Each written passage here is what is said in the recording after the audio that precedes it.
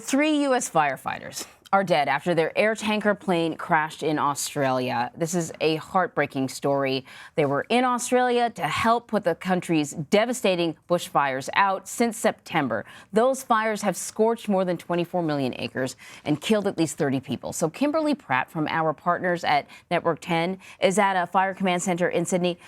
So, Kimberly, what can you tell us so far? What do we know about why this plane went down?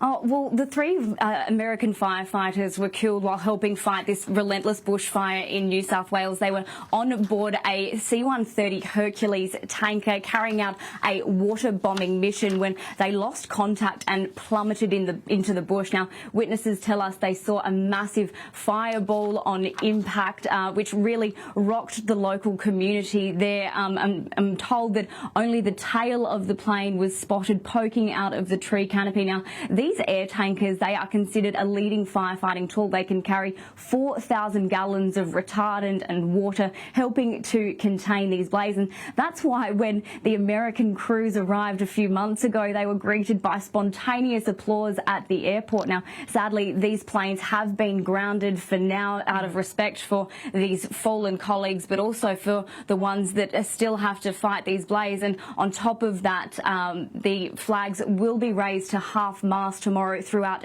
the entire state of New South Wales. So, Kimberly, I know it's sort of very early on in the investigation, but, you know, what was the plane doing at the time when it went down?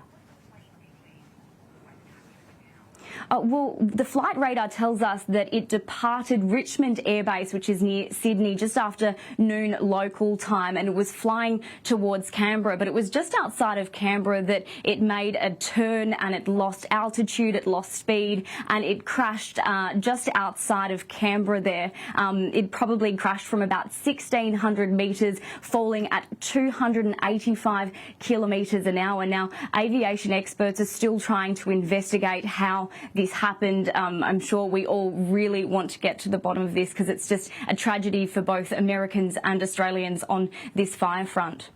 Investigating a plane crash is always a challenge, but I can't imagine the additional challenge under these circumstances with these bushfires raging all around. Was it hard for crews to locate the crash site?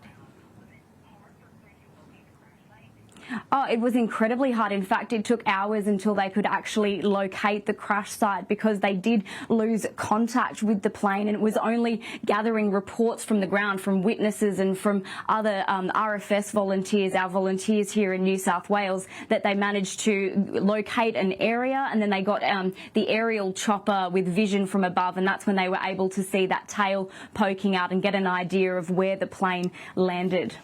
All right, Kimberly, thank you so much.